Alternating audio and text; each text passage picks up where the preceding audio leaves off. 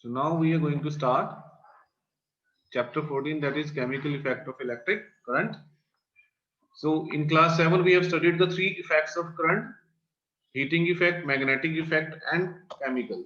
But in class 7 we discussed about main two effects, that is heating and magnetic. Now in class 8 we are going to discuss the chemical effect of electric current. We have already studied that the material which allow the current to pass through them are called conductors, and those which do not allow the current to pass through them are called insulators. So you can see here the circuit which is shown here in the picture. This can be used to classify solid material as conductor and insulators. The circuit consists of cell, a torch bulb with some connecting wire. One by one, if you place different objects like pen, key, pencils, matchbox, wooden block, anything, between the 2 points like this is the one point, this is the second point. Here screwdriver is fixed, so here you can use any other substance which you want to check whether it's a conductor or an insulator, right? So if the bulb glows, that means it's a conductor. If it does not glow, that means it's a poor conductor, right? So now this is the way how we can check for the solids. In this picture, there is a lot of difference. Of both the wires are connecting to the metallic material of that screwdriver, but here in this picture, you can see the wires are attached to the cap of the screwdriver, that is made up of wooden or plastic or any insulator, right? So that means the bulb will not glow. This is the difference. Paheli and Bujo want to know, remind you that one should not experiment with the electric supply from the mains or a generator or an inverter. Use only electric cells for all the suggested activities here. Why? Because they are producing the large amount of current, and electric cells and the small batteries are producing very small amount of current, right? If we will use the current directly from the main supply or the generator or an inverter, then it can prove the electric damage. Even the person may die also with electric shock. Now you can see here the activity 14.1. Join the free ends. Join the free ends of a test of the tester together for a moment.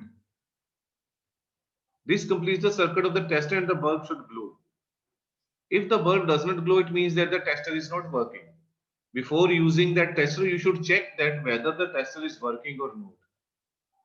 So if the tester is not working, can you think of the possible reasons?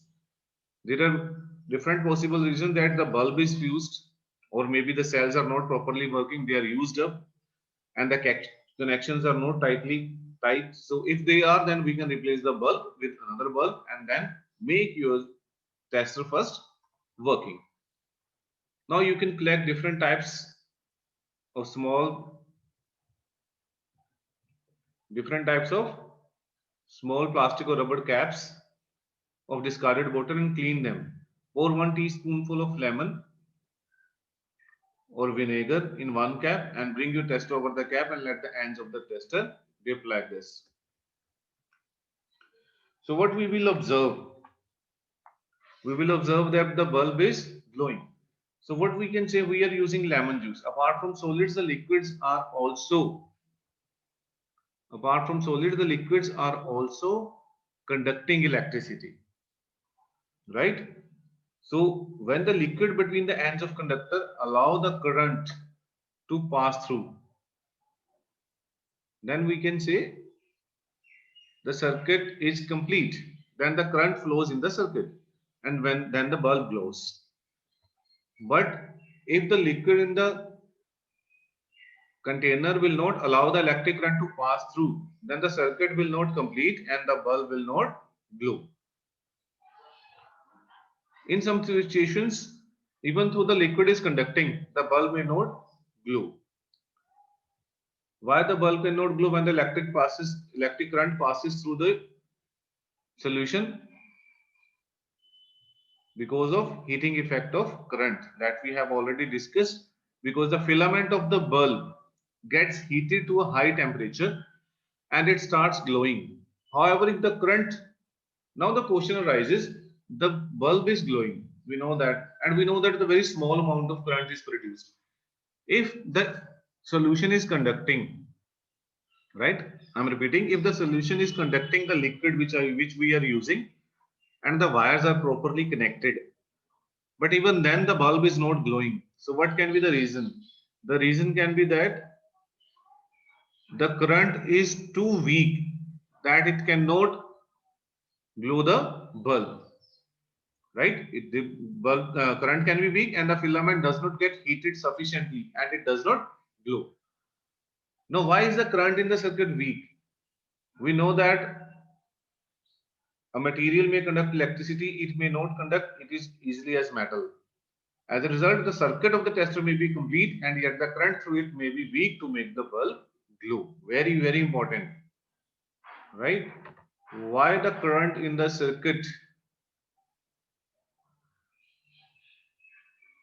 weak, right? Because through a material may conduct electricity, it may not conduct it as easily as metal, because metals are good conductor of electricity. As a result of this, the circuit of the tester may be complete and yet the current through it may be too weak to make the bulb glow. Now, if the solution is not capable to make the bulb glow, so is there any other replacement we can use it? Yes, we have, that is LED. Very, very important LED. You might have heard this name, very common these days, LED. Even the bulb we are using at home, that is LED. So even though the LED glows when free ends of wire are kept in various liquids, but it may happen that the intensity of the light is different in each case. So variation in the intensity of light, why we can, how the variation is there, causes in the glowing bulb or glowing LEDs, because light is emitted in a bulb because of the heating effect of current passing through its filament. A large current passing through the filament produces more heat and thus more light. Hence, lens intensity means the current flowing through the bulb is weak or small in magnitude. For example, we can say the light produced by 10 ampere current. I told you that day the unit of current is 10 ampere, will be much more than a 1 ampere current, and the current of milliampere magnitude will produce almost zero light. That means larger the amount of current, that the proper glowing will be there, right?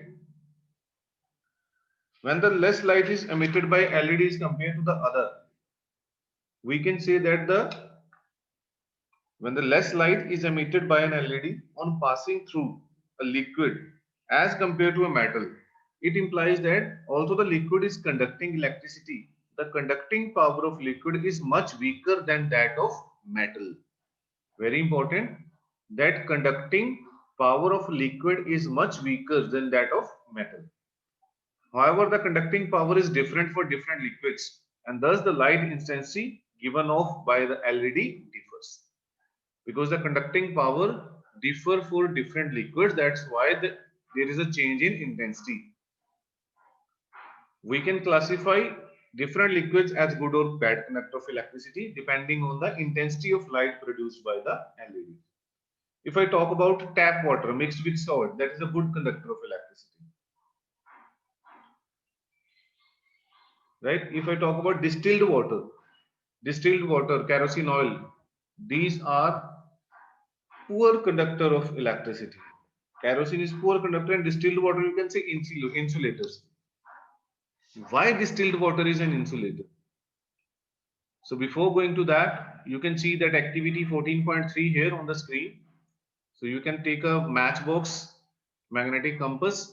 When the current will flow through it, then we know that the magnetic compass will show deflection, which shows that magnetic effect of current. So this is another tester we can see, in which we are not using bulb, we are replacing the bulb by magnetic compass. If there is a deflection in the magnetic compass, then it's a conductor, otherwise it's not an inductor. So you can use the different kinds of materials and you can perform with the same activity, right? Very important. When the free ends of tester do not touch each other, there is an air gap between them. Yes, very true, because it's not conducting. But Haley knows that air is a poor conductor of electricity, but she has also read that during lightning, an electric current passes through air. She wonders if air is indeed a poor conductor under all conditions. This makes Bujo ask whether other materials classified as poor conductor also allow electricity to pass through them under certain conditions. Actually, under certain conditions, most materials can conduct most of the material. That is why it is preferable to classify material as good conductor and poor conductor instead of classifying as conductor and insulator. If we are saying insulators, insulators means they will not conduct even a single part of electricity. And if I am saying poor conductor, yes, it's conducting but not properly, right? And very important thing, that under certain condition, that is under certain conditions, most of the material can conduct electricity. That is why it is preferable to classify material as good conductor and poor conductor instead of classifying as conductors and insulator. Please keep this in mind. That is why we are using good conductor and poor conductor. We are not using insulators and conductors. Please don't on your camera.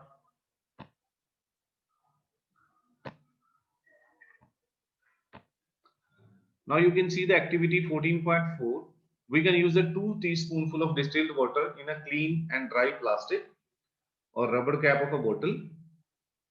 Use the tester to test whether distilled water conducts electricity or not. What do you find? So we will find that distilled water will not conduct electricity. But the moment I will add a pinch of common salt in the distilled water, a pinch of common salt in the distilled water, it will start conducting electricity. Why? Because these salt minerals are helping the electric current to pass through them, right? On the other hand, if I talk about distilled water, it is free of salts and is a poor conductor. So presence of salts is very important for the conduction. And small amounts of mineral salts present naturally in water are beneficial for human health. These salts make water conducting. So we should handle electrical appliances with wet hands or while standing on wet floor. That is why we are always advised to take care of this, right? So that is all for day one. The rest of the topics we will discuss tomorrow. Thank you, everyone.